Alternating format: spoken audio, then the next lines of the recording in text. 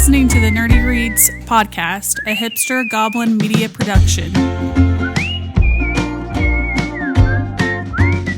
Hello to all our friends from the Nerdverse. Welcome to the Nerdy Reads podcast. We read nerdy stuff such as sci-fi, fantasy books, comics, manga, and horror. We also discuss all other nerd things from around the globe. Today, we will venture into the Oasis, a virtual world where people escape their reality and become anything they can imagine. That is right. We are discussing part one of a two-part book club series where we are discussing Ready Player One. This is a book that is right up our alley, and we cannot wait to discuss it here in a few. We are also trying a disturbing beverage in the New Stuff Cafe. There's a comic corner, nerdy news, and much more. I am one of your hosts, Justin, and with me is my friend, one of your hosts, my H, for those of you reading the book, Robert. What's up, bro?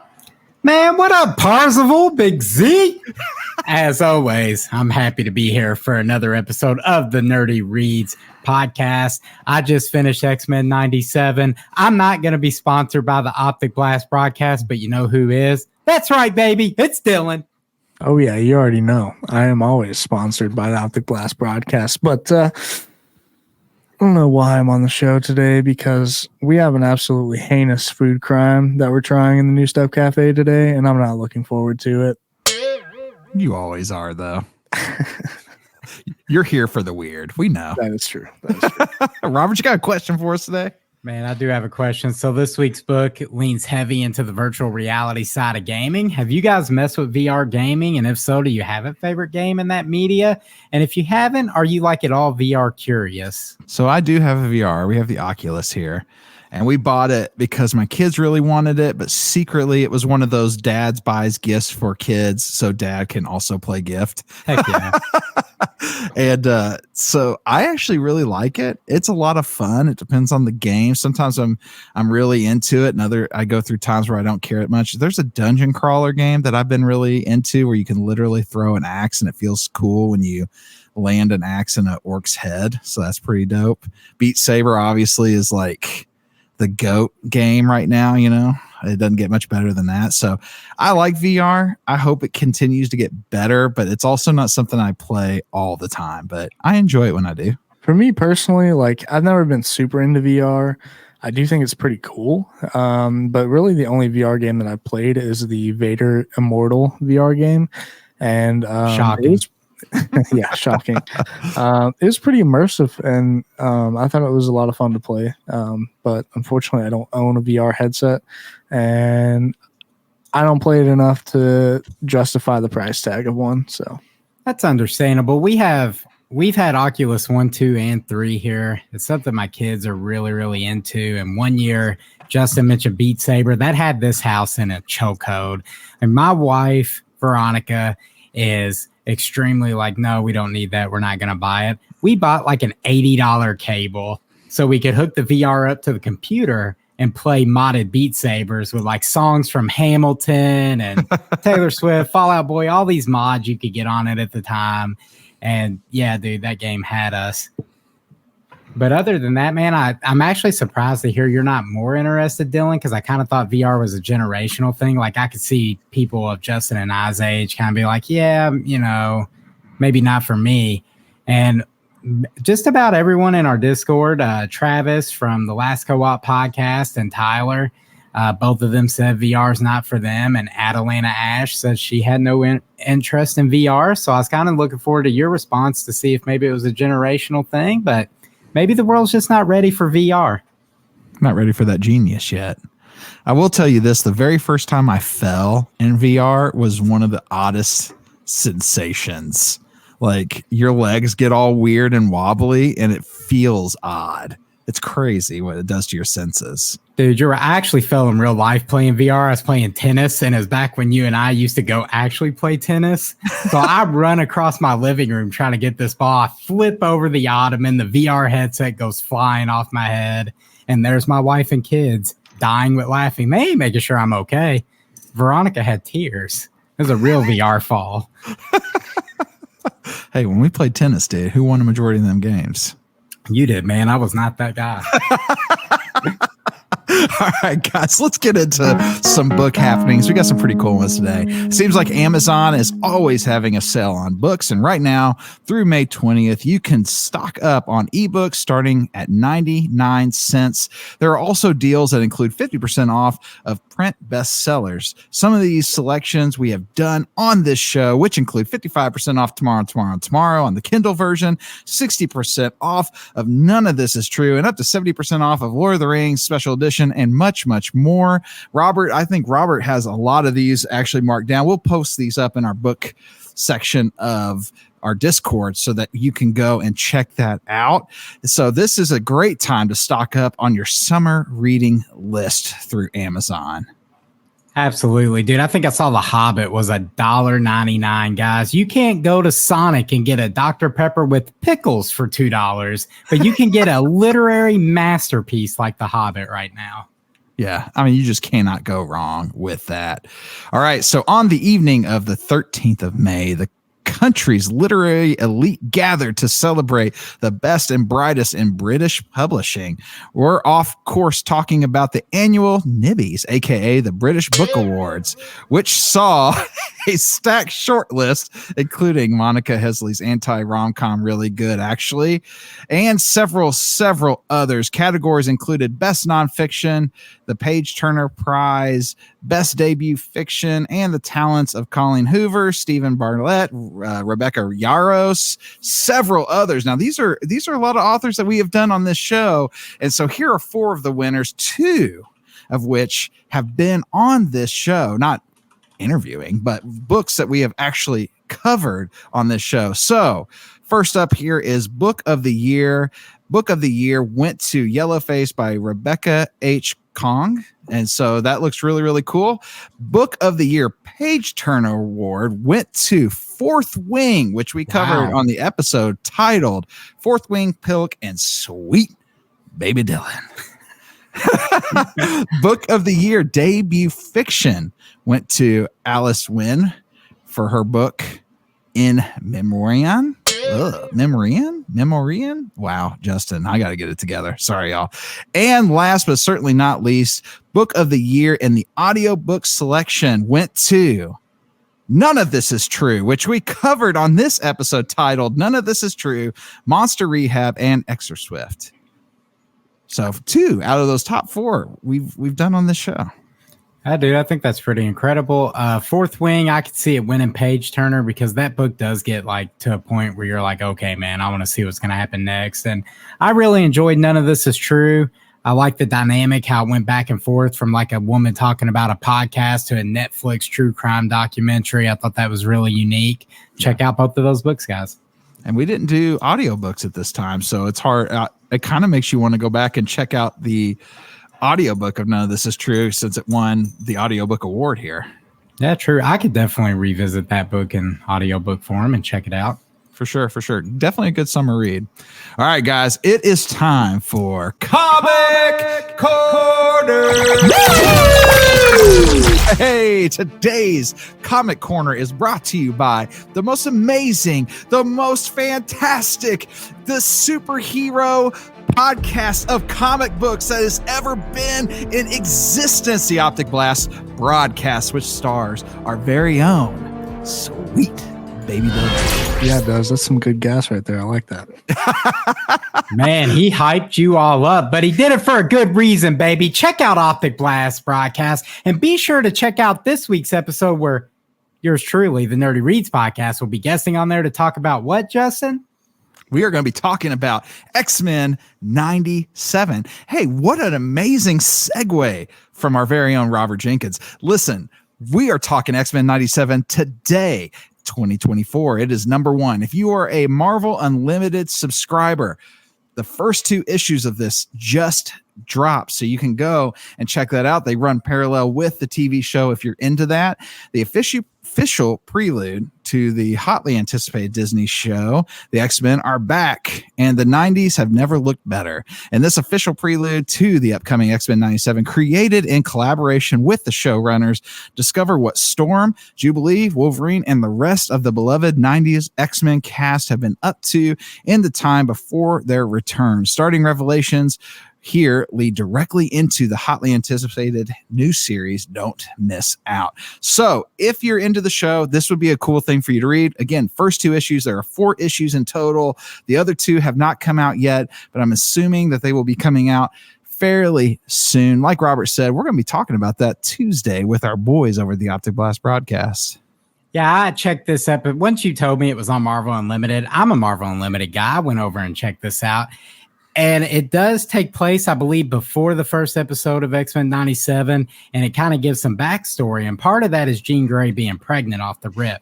So my favorite scene from this comic, here, Jean Grey, I have her pulled up on the screen. She's teary-eyed. She's talking to Scott Summers, Skyclops, like, hey, I'm pregnant. And dude, the next panel killed me. They brought back the sad Wolverine meme. There's Wolverine on the other side of the room, finding out the girl he loves is pregnant. Poor Wolverine. I've never seen this man looked more dejected in my life. I'm going to throw this picture up in the Discord. Guys, if you have Marvel Unlimited, check this out. And do yourself a favor. Check out X-Men 97 in general. It is fantastic. It is definitely something worth watching. Can't wait to go and talk with those boys this week. Speaking of can't wait, I think all of us are anticipating Dill Pickle Dr. Pepper. So give us just, I know that was a weird way to word that. I'm so sorry. Give us just a minute. We'll be right back for the New Stuff Cafe. I'm going to crack it open when it's time. Here we go. There we go. Welcome back to the New Stuff Cafe. I don't know if you could tell by my excitement and the way I am talking right now, but I am hyped for today's New Stuff Cafe. We're doing 80s movie trivia, but before we do, Robert, what are we having? Thanks to Rubbish in our Discord, he sent us a TikTok from Mississippi Meemaw. Mississippi Meemaw went viral for going to Sonic and ordering a Dr. Pepper with pickles in it. The video generated 3.8 million views. Ooh. Tons of people have been trying this. They've been going. Some people said it's good. Some people say what I feel it's going to be, a beverage crime.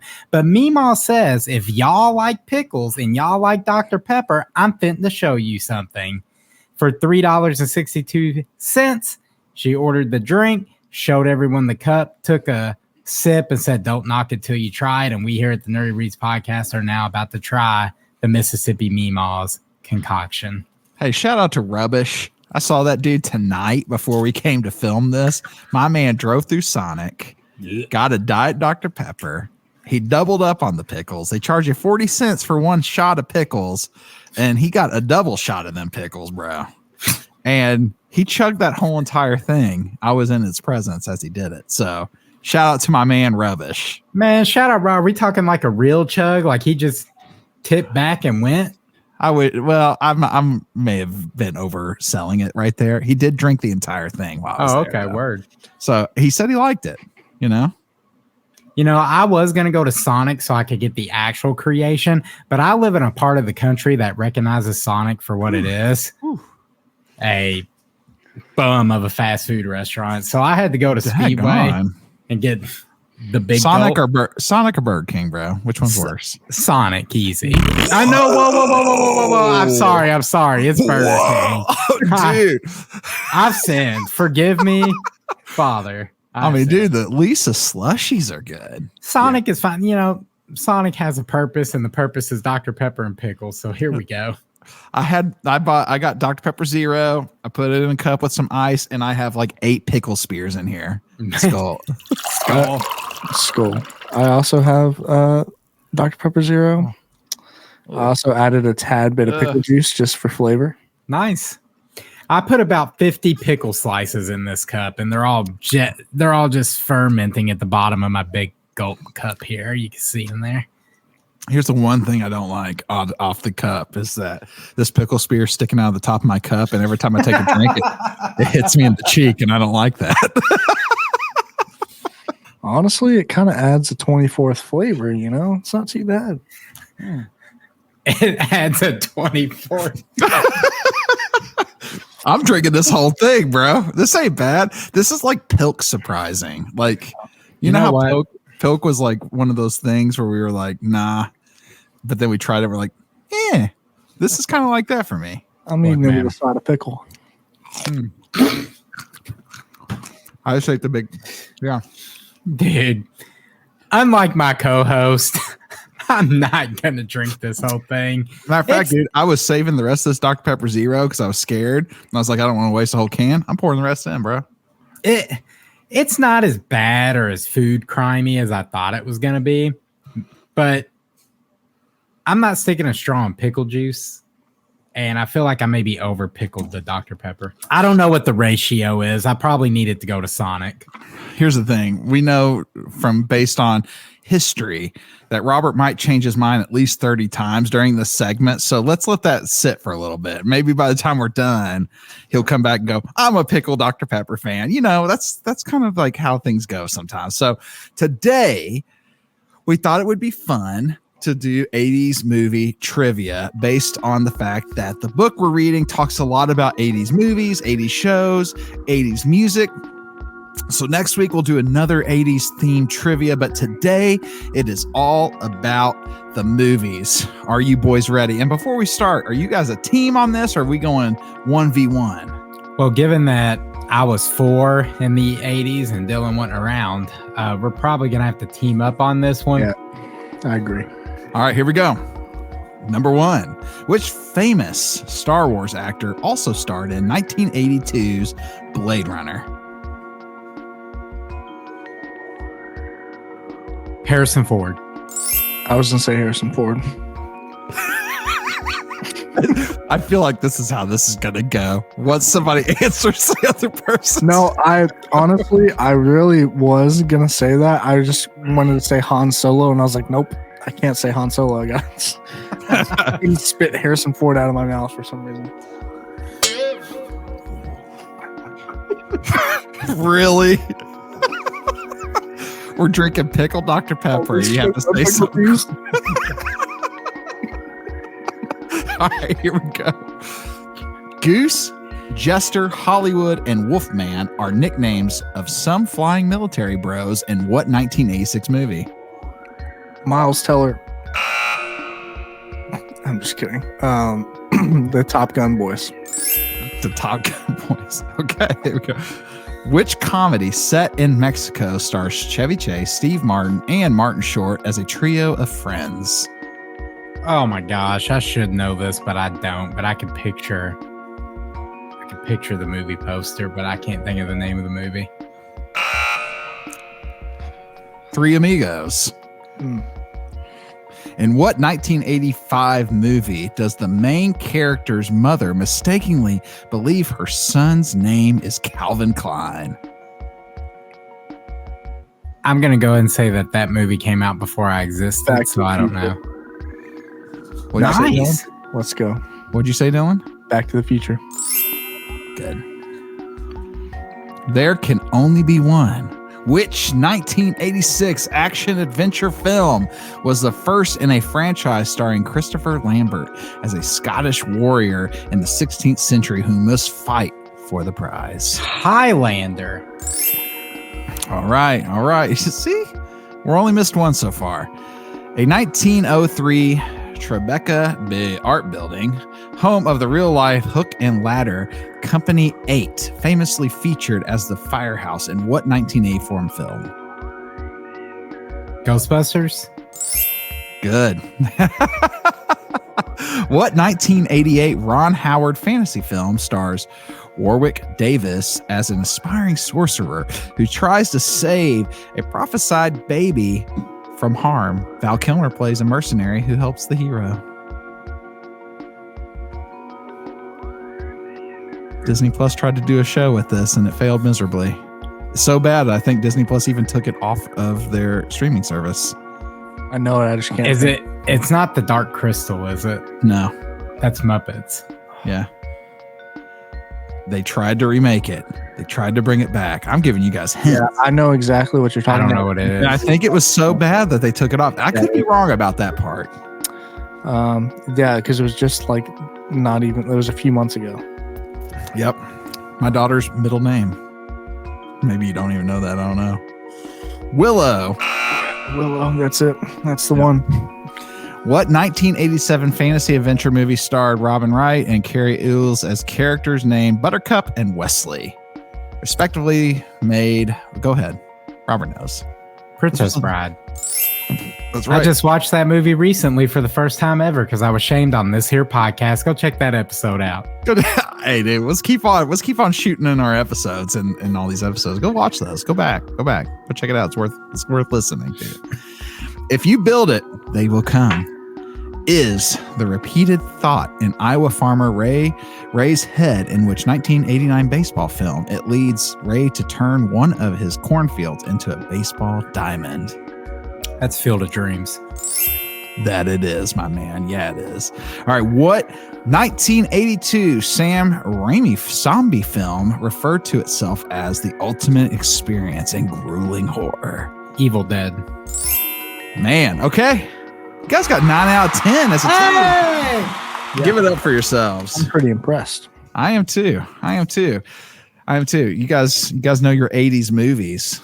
Nah, I think my man took it easy on us, Dylan. We survived. He didn't bring any random stuff like LadyHawke into this chat.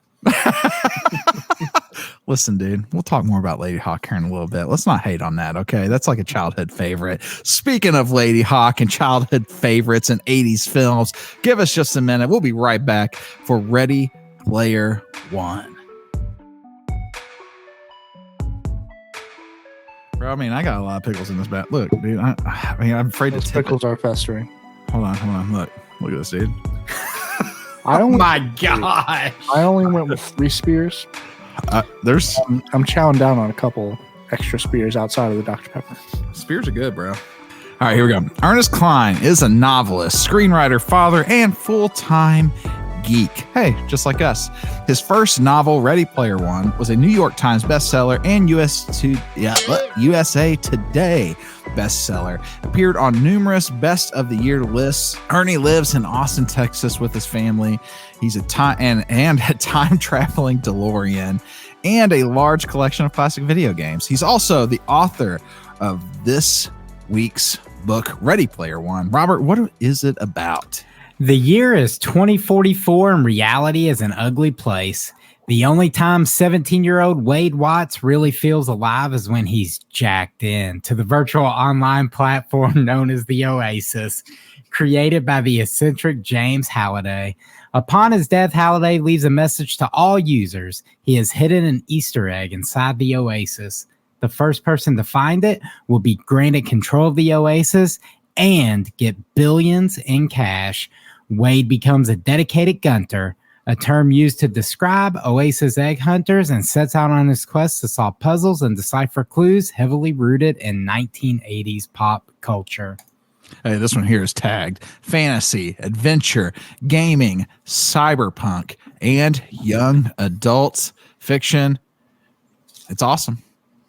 Dude, this book is a love letter to the 1980s. If you grew up in the 1980s, you're going to find a lot to love here. If you're a fan of video games, this book is also for you. I do believe there's something for people in this book not a fan of those two specific things. However, if you have an affinity for those, check it out. This book instantly appealed to me from the jump because I have a love of online role-playing games, and it dates back to like Ultima Online when me and Justin were on dial-up internet calling each other like, yeah, we're logging on. Mom, don't get on the phone. Bad internet days, man. Like role-playing chat rooms and AOL, like thinking about the Oasis in this book, it literally allows you to go anywhere, to be anything you want, go to movie locations and even relive the movies. Like it would have been the online game of my dreams back in the day. One thing I thought was really cool is the descriptions of things.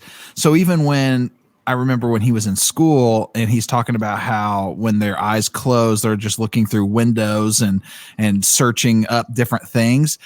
The way that he describes that kind of stuff in this book really brings it alive. And maybe that's because we have lived in some of this world before, not like an Oasis world, but how we've searched and internet has been a part of a lot of things that we've done in our life. But the way he describes this world and the way that all the things function within the Oasis when he's discussing and talking about it, he just brings this to life for me in a way that's just, I don't know how to even explain it, but it's unreal. It's very engaging. I'm definitely just really into it. I'm the same. I think what really helps to draw people who have that affinity to like online spaces in is like the opening prologue of the book. It's a pretty lengthy chapter, but it doesn't feel that bad. Like he sets the stage for the Oasis. You learn what it is. You learn everything about the creator and how he created this contest. It's basically like his self-written eulogy. And he's like, hey, I can't take this money with me. I love Easter eggs and video games. I hid one in my own. Find it, the Oasis, and all my money's yours. And so, like, dude, naturally, every Oasis user and their moms in this universe is like, oh, I'm a Gunter. Time to go find the egg. And Halliday hit it well because you go like 5 years without a breakthrough. And then our protagonist, Wade Watts, who has a username of Parzival, he spent a large chunk of his life jacked into the Oasis, and he made himself a self-proclaimed Halliday expert. He's obsessed with all things 1980s. And it's, the Oasis basically raised Wade in a sense.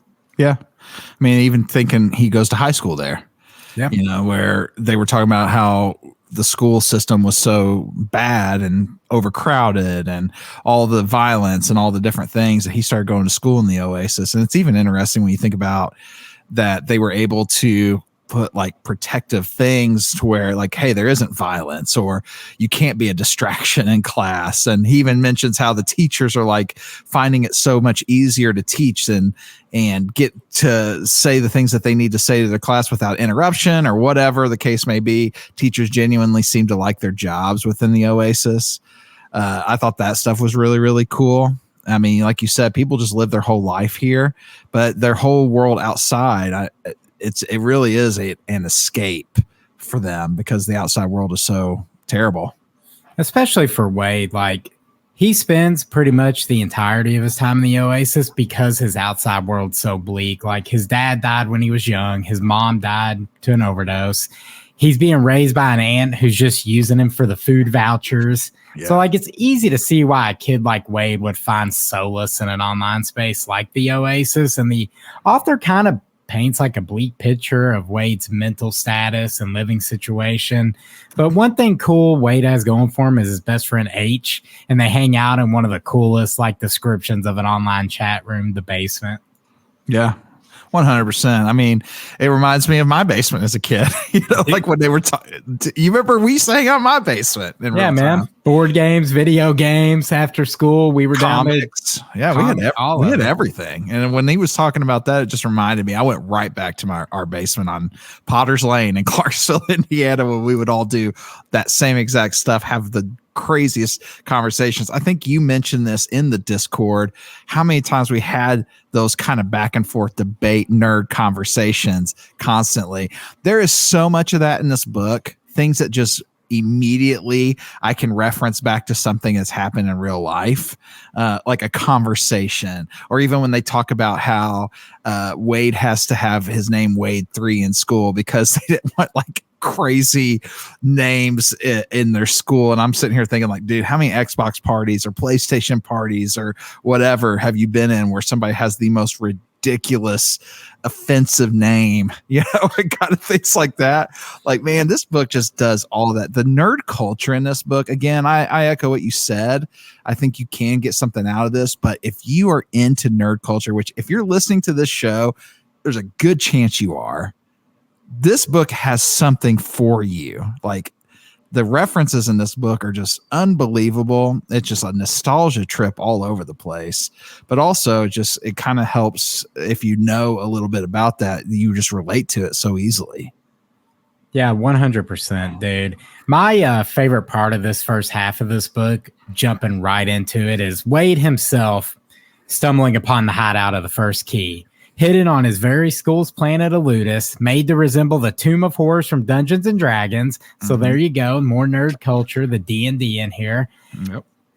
He explores the tomb and he has to have a showdown with the Lich. But like the fight was so unique because it's not him and the Lich going like sword against spells or whatever. It's like the Lich holds up a quarter and says, "You got to beat me in joust." this old arcade game where you're flying on birds against each other. And dude, I love the whole scene. I like the Lich putting the quarters in. I liked Wade being like, hey man, I got wrecked that first round. I'm better on the other side. Can I play on that side? Like, how many of us have not back in the old couch co-op days been like, I prefer this side of the screen, swap me seats on the couch. I've done that before. 100%.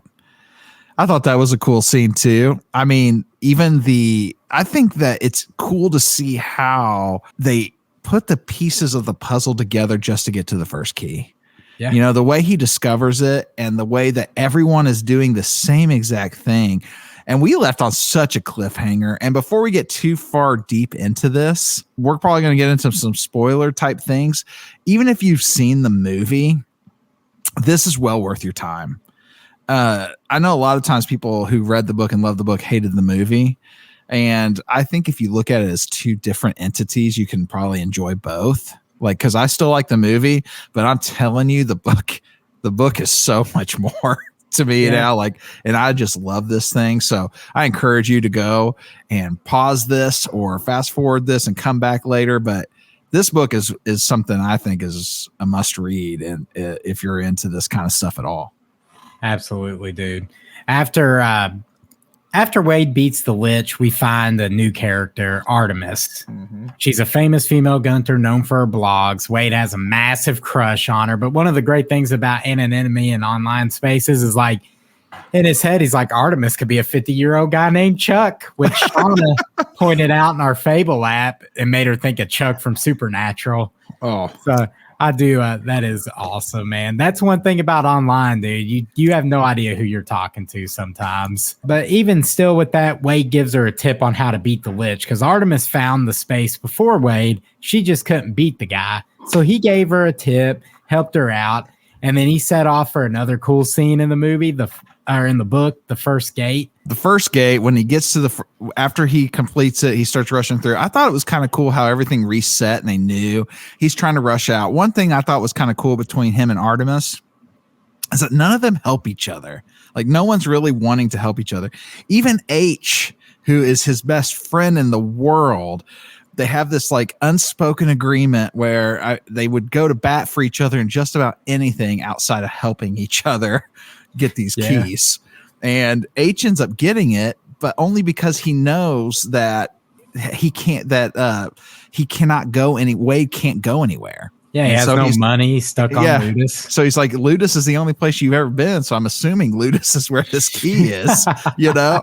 And so that's the only reason he got it. And even then, like when he calls is talking to Wade, he doesn't even ask him for the information because he knows it's not coming to him. He knows, like, you're not going to help me, you know? And it's kind of interesting to see like the solos, gunters, how they are, and they don't want to, and they make fun of like clans and the Sixers who are kind of our villains in this story. But I thought that was just such a cool dynamic. But then when he goes and he gets that key and he starts going to the next gate, he ends up going to a different world because now he has some money and now he has some experience and he can go do those things because he's been locked on this planet, and everything costs money to do anything in the Oasis. It might be free to log in, but it ain't free to play. We all know how that is. That's how gaming is nowadays, bro. 100% for the good and bad. 100%. But he goes to this place, and I thought it was kind of cool because Halliday built his hometown on this planet in a way in which he remembered. And so it's always, what was it, sunset? Is that what it was? It was always autumn. It was always like a fall evening, I believe. Yeah. Is what they said. A fall evening. So it was like his best memory. So then he goes to his house. He gets there. He does the thing. He gets the gate open. And he goes into a movie, and this is one of my favorite parts of the whole entire thing. Because if this was real, if VR could do this, where we could go into our favorite movies and act it out, bro, 100%, I'd play those kind of games. Same, dude.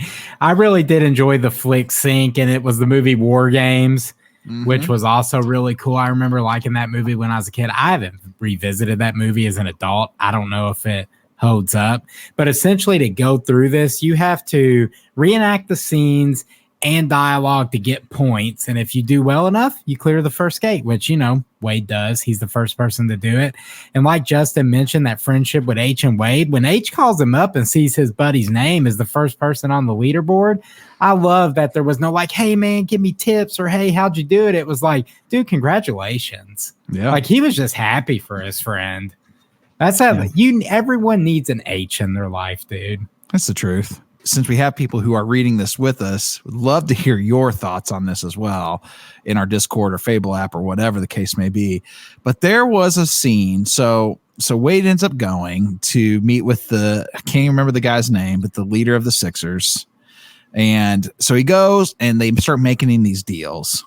The first deal is he can work for them, making X amount of money a year to help them find the egg. And he declines this deal. And so so I get it. Cool. You decline that deal. They go, no, there's a second deal now. The second deal is we give you $5 million. You're going to live like a king for the rest of your life, doing whatever you want to do. So, just to give us the information to get to the first gate. We'll take care of it from there, but get us the key. We'll get there. We'll go from there. He says no to that to the $5 million. It doesn't guarantee that they're getting the last two keys that they need. It doesn't guarantee them the egg. It just guarantees that he's going to get them the key. But he says no. Now, I have a hard time believing. And I know, Robert, we were talking a little bit. He had a tough situation. He lived in what they call the stacks. I don't know if we've talked about that yet, but it's literally trailers stacked on top of trailers because there's just not very much space. They live in the slums of the slums. And so he basically spends most of his time in a van where he has to ride a workout bike to charge batteries so he can go into the oasis. My man was living that poverty life, dude. That guy says no to $5 million. Okay.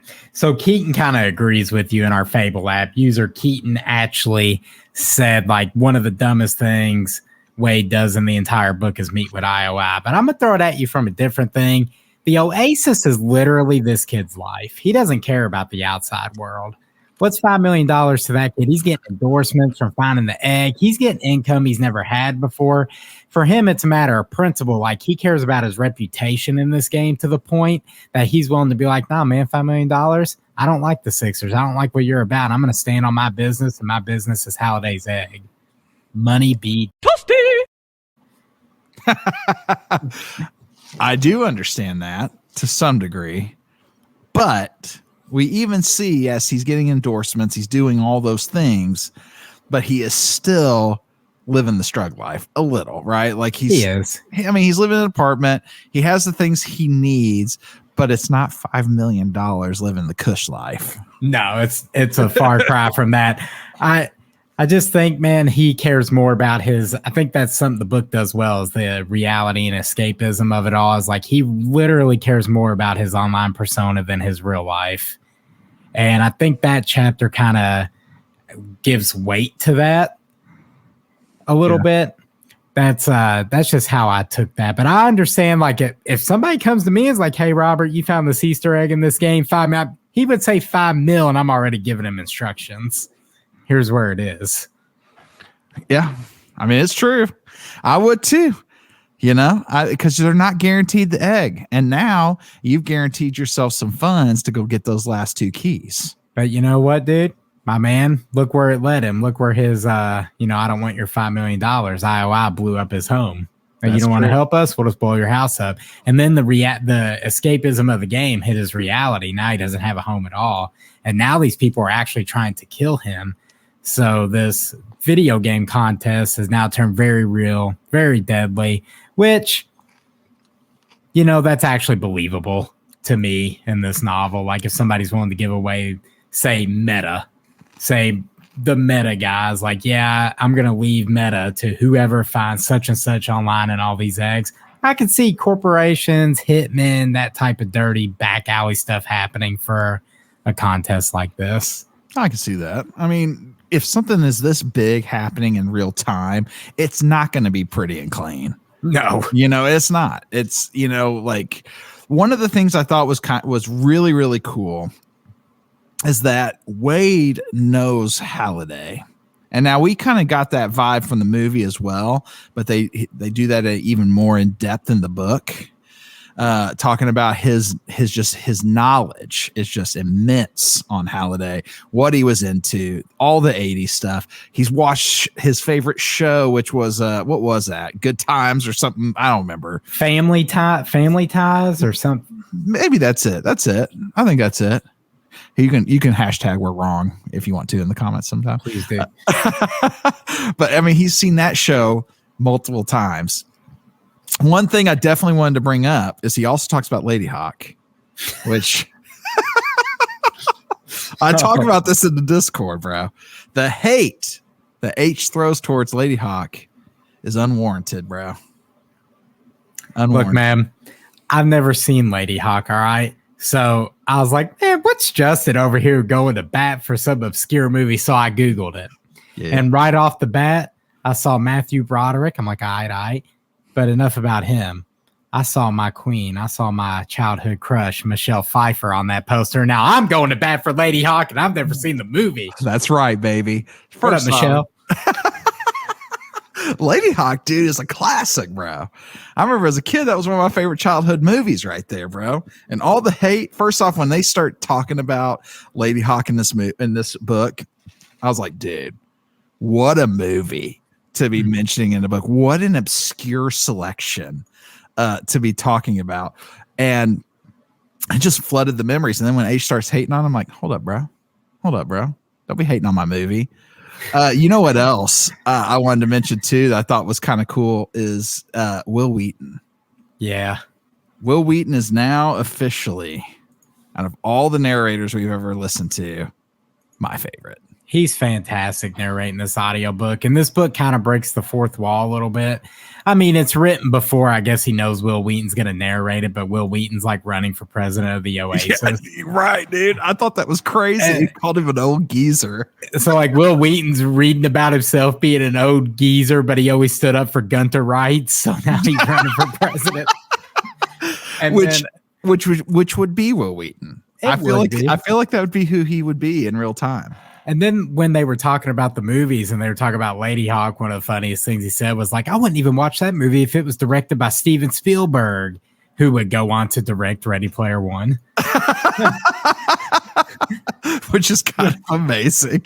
Yeah, so little stuff like that was nice, dude. And I love that the Gunters who found the key first, the five. I love their group name, the High Five. Oh yeah, me too. Yeah, that was a cool name for a group of people. And then I liked Keaton pointed out in the Fable app when they all got together for the first time, Wade was kind of jealous of H because he's like, oh no, man, he thinks H likes Artemis, but he likes Artemis. H can't like Artemis. He liked him first. It's the most teenage dude thing ever, dude. Oh, 100%. 100%. There's so much good in this book, and these first 20 chapters we leave on an absolute cliffhanger. I don't know if you're doing this on purpose, Robert, but it seems like both of our book clubs so far have left just at the right time. Like both when we did Fadington Blood, we left at the very precise moment we should, so that way we'd be sitting here in anticipation to get through the rest. Ready Player One, exactly the same thing happens. Artemis finds, I guess, the second she finds the J key. And so we leave on that note. And so I'm ready to see what happens next. I'm ready to see what happens next, too, because, like, something we didn't touch on, Wade and Artemis, after finding that first key, they kind of build a relationship. Sure. And they hang out every single day in the Oasis. I think months go by with no news of the hunt. And Wade starts falling in love with Artemis, and to the point where he's not even concentrating on the game anymore. He's more worried about his relationship with her. He confesses those feelings to her, and she doesn't reciprocate. No. And then we get like a brief time jump after that where Wade goes from this out-of-shape geek logging into the Oasis via like that universe's equivalent of a Chromebook to the antisocial Tony Stark. Like he becomes the meme, like this girl broke my heart. Now I'm hitting the gym in the real time. I got my ultimate super rig to the Oasis to get fit and be shape. And to me, the book kind of went a little dark for me right there because like it kind of showed Wade truly on the outside of the Oasis has nothing. The That's Oasis is all that guy has. So like you said, that goes down. We got like that brief time jump. Artemis found the second key, and I was like, why did I pick this chapter for us to stop? Full stop. I read this book. It was like 6-7 years ago. I don't remember very much of it. I remember some key things. I can't wait to jump back in and read the back half. Absolutely. Are you ready to do the lightning round, bro? We got some fun ones today. Let's hit it. I think, Dylan, did you read Ready Player One? Listen, this is a book that I would be interested in reading. The movie, Oh boy, we're talking about the I book, have bro. not seen. What? I know. Calm down. Look, I said listen, okay? We just got sunned by sweet baby Dylan. Dylan hasn't talked for 30 straight minutes. He's like, nah, bro, give me my time. Look, I'm definitely down to read this book in the future, but I did not this time, unfortunately. Maybe I'll catch up before the next episode. Who knows? You should, dude. Or at least watch the movie and discuss that aspect of it with me next week. Let's go. Yeah.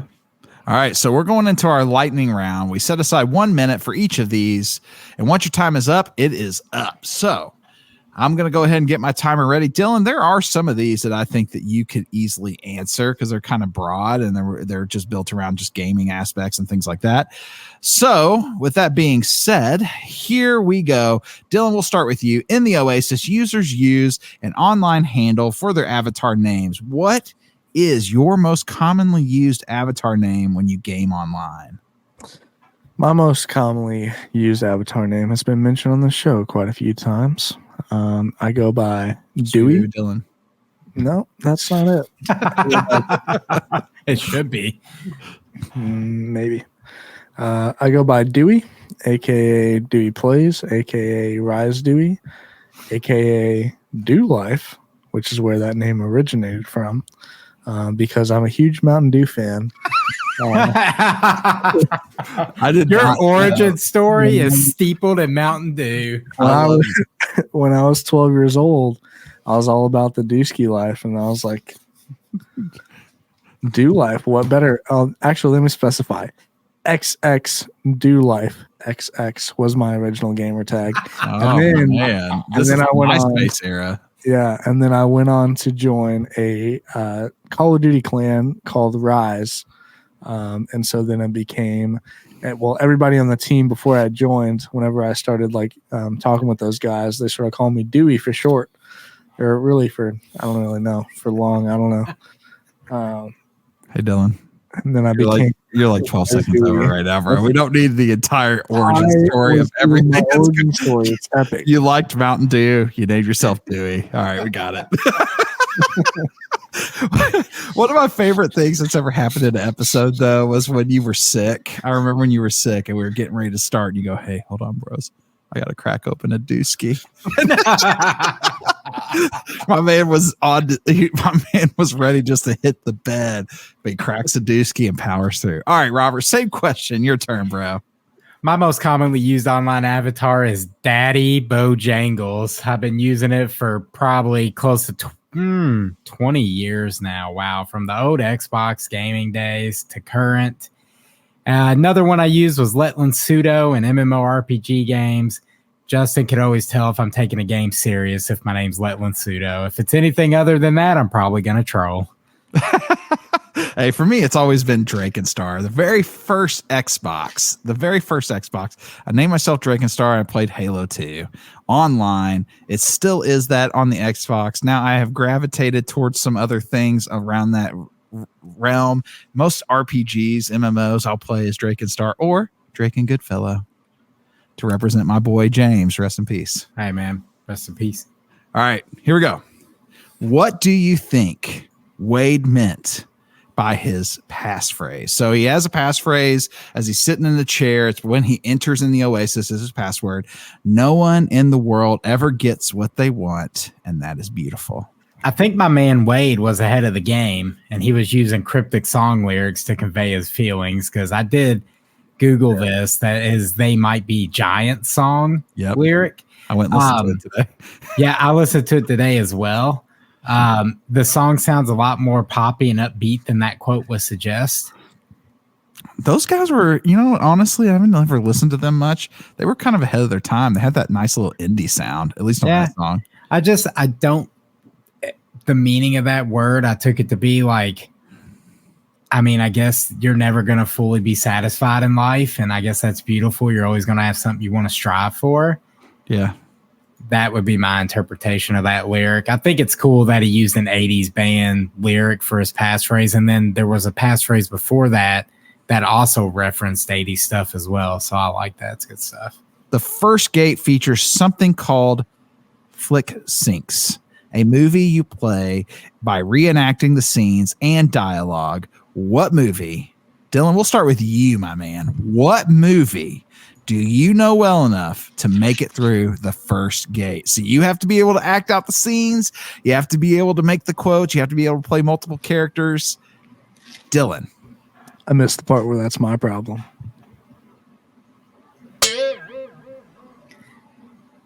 My man just used a movie quote to answer the question, like you and I are some movie, like we're movie critics and we're supposed to answer this. Spider-Man, let's go.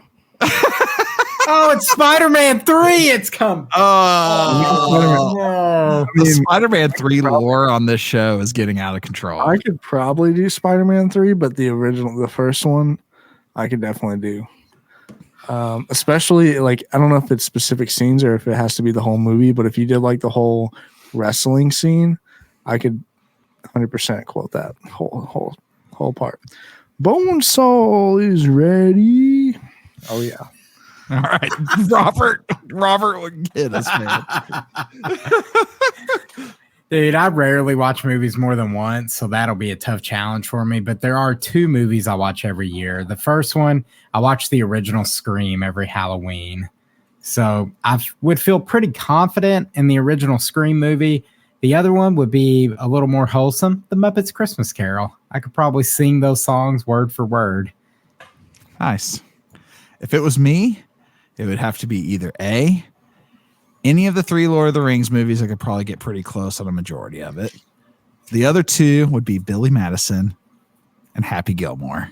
Those 2 movies, when I was a kid, I watched endless cycles of. So I feel like now, like, I could quote those if I really had to. All right. If you had to defeat the Lich, so you're getting the first key. If you had to pick a game, if you got to pick the game to obtain that key, what game would you hope for, Dylan? 2K.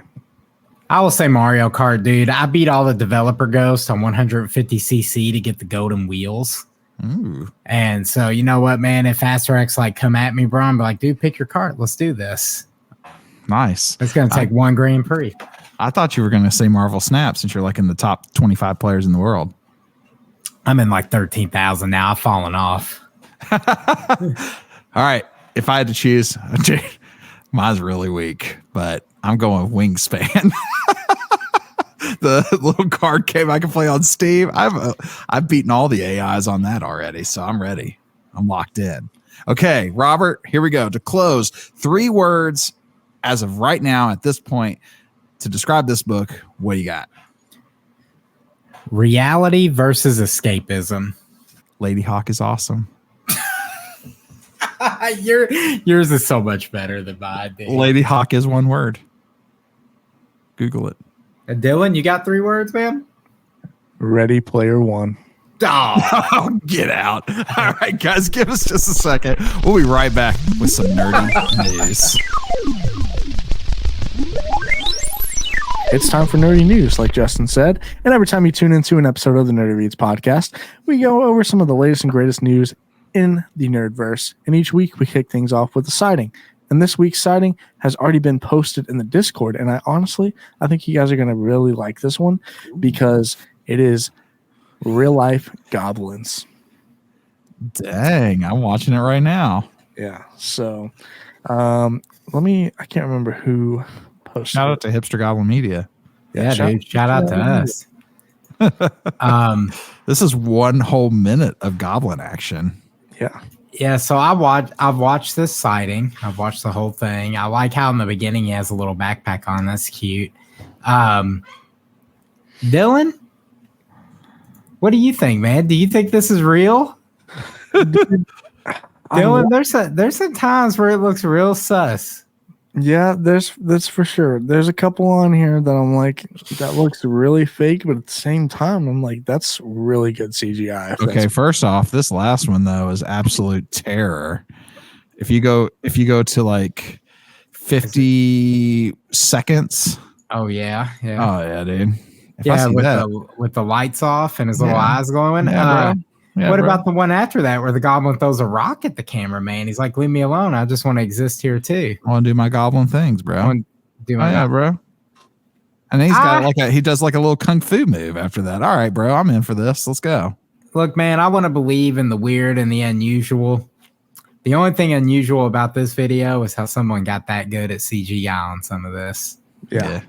I agree. That's what makes me think it could be legit. I don't know. One of my favorite comments. One of the comments says this is live footage of me sneaking to the fridge at 3 a.m. Accurate. It is accurate. Speaking of gaming, so as I've talked about on the show a couple times, I'm a huge Ubisoft fan. They're my favorite developer. They have some amazing games, amazing franchises, and my biggest, most favorite game, possibly of all time, or at least series of all time, is Assassin's Creed. And so today they released a official gameplay reveal. Well, not gameplay, sorry, just an official reveal trailer for Assassin's Creed Codename Red, which is actually officially called Assassin's Creed Shadows. And this game is set in feudal Japan, which is something that Robert has the trailer going right now for it. Actually, it's super sick looking. But feudal Japan is something that Assassin's Creed fans have really been wanting for a long time. We've been asking ever since like the Ezio trilogy was a thing, and so for them to finally give us this, but it's within the absolute hot garbage era of the Origins, Odyssey, and Valhalla. I'm a little disappointed in it. So it kind of sucks. It's a bittersweet thing. I'm finally I'm getting really excited, but at the same time I'm kind of like I don't know where this is gonna go. But I saw a comment on there that said the trailer looks good, but I have zero trust in Ubisoft, and honestly, that's how I feel right now. But if you haven't seen the trailer, go check it out. If you're an Assassin's Creed fan, we'll see how it turns out. I don't know. Dylan, you are a Reddit thread. Like legitimately, like for the first like couple minutes of that news, you're like, hey man, I'm really excited. We've been asking for this for years. This is awesome. This is amazing. This is so cool. And then like the tail end, you're like, but you know, it's been dog water lately and this is gonna suck. Like Look, listen. We're supposed to get some gameplay here soon, so depending on how the gameplay goes, we'll see. But the fact that you get to choose different characters, that is honestly the biggest like red flag to me, because that's what they've done with the last two games, and it's turned out terribly. The whole point of Assassin's Creed is you go and to the Animus and you relive that person or that ancestor's life, and having a choice in that just doesn't make any sense. Because you're reliving something that's already happened. Continuing our video game talk, I'm gonna bring you guys maybe into your feels a little bit here, because this is a little sad. No. So as someone who is a huge Xbox 360 guy, I grew up with Xbox 360, and I know you guys probably did too. Xbox 360 is officially shutting down the store. So Microsoft is shutting down all the servers or whatever, however it runs, the store and all like the what is it called? Like the marketplace on the Xbox 360. It's all going down. It's all shutting down. They're running a sale right now on Xbox 360 games you can buy. But as of July 29 of this year, the official marketplace will be shut down forever on the Xbox 360. Hey, RIP, dude. Xbox 360 is some of my favorite memories of gaming. That's when, it was before I had kids and a lot of different things like that. So I was able to spend endless amounts of nights playing Halo Reach with my friends. That was back when I was in my gaming prime as far as like time spent. And so I love the 360, man. It's a great console. Yeah, dude, 360 was a great console. I think about the first 360 game I ever played was probably that Cameo, Elements of Power, Call of Duty. Gears of War was a game I loved, still love to this day. A lot of great memories on the 360. I think it's cool that the games you did buy and the DLC you bought, if you own those digitally, are not lost forever. You could play those on your current Xbox system. So shout out to Microsoft for at least wanting to have some type of preservation for their older games. Yeah. Yeah, for sure. It's it's very sad, but at the same time, I feel like it's time, Yeah. It's time. It's getting there. Yeah. It's getting old, unfortunately. all you geezers out there. Wow. Man. There you go. I grew up on it. Listen, I grew up on it too, but so that was like your Nintendo. Yeah. Kinda, yeah. Yeah, that's crazy. Rest in peace to the Xbox 360. You can still play it if you want. We love you. Just good luck buying games. So our last piece of news today, something I think Justin will really like, and maybe Robert too. So Angel Studios officially announced. I don't know a whole lot about this. I tried to Google a little bit more about it. Didn't find a whole lot of information, but they announced a what I believe to be some sort of documentary. It's going to be called Fellowship. And this is going to tell the story between C.S. Lewis and J.R. Tolkien and their friendship and the journey that they took writing The Lord of the Rings and the Chronicles of Narnia. That's actually dope. That is awesome, dude. I love this. Yeah, I'll definitely watch that. That is really cool. We should do an episode on this. We have to do an episode on this without question. Great piece of news, Dylan. Yeah, that's awesome. Yeah, and that was my last piece of news. So, hey, thanks, Dylan. Robert, you know what time it is? Man, it's time for What's Hot. We here at the Nerdy Reads podcast can't get to everything. That's why we like to highlight something hot in the book community to bring to your attention. And this week, we have Stephen King's newest collection, You Like It Darker. From legendary storyteller and master of short fiction comes an extraordinary new collection of 12 short stories. Many have never before been published. This book drops next Tuesday, May 21st, and I'm excited to announce that it is our Nerdy Reads Book Club book for June 2024. I'm stoked for this one. We've covered 2 Stephen King books on this podcast, and one of them, Holly, was a runner-up for our Book of the Year in 2023. Yes, it was. Man, I can't wait for this. Dylan. That's a Dylan Reads right there, isn't it, Dylan? Collection of short stories. You can pick one. I think I can make it happen. Yeah. Let's go, guys. So you know what that means. It's time for What's Next. Join us next week as we dive into part 2 of Ready Player One. Will Artemis beat Wade to the egg? Will the Sixers obtain it? Is the movie as good as the book? Find out next week on the Nerdy Reads podcast. Yeah, I can't wait for that. Guys, this has been an amazing episode. We talked about Ready Player One. We tried Dr. Pepper Pickles, and honestly, it's not bad. We rated up there with that Pilk thing. It's a little bit surprising.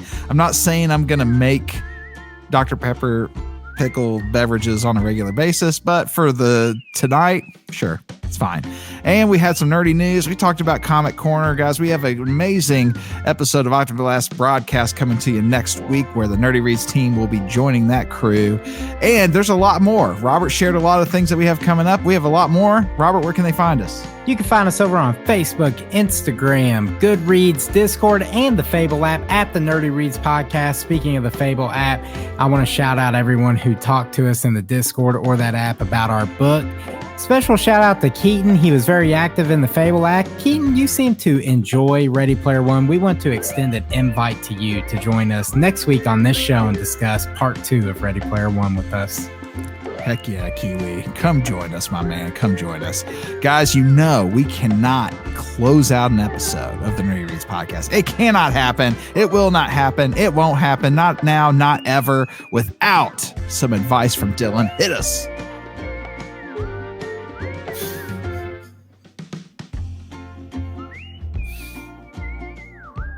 Listen.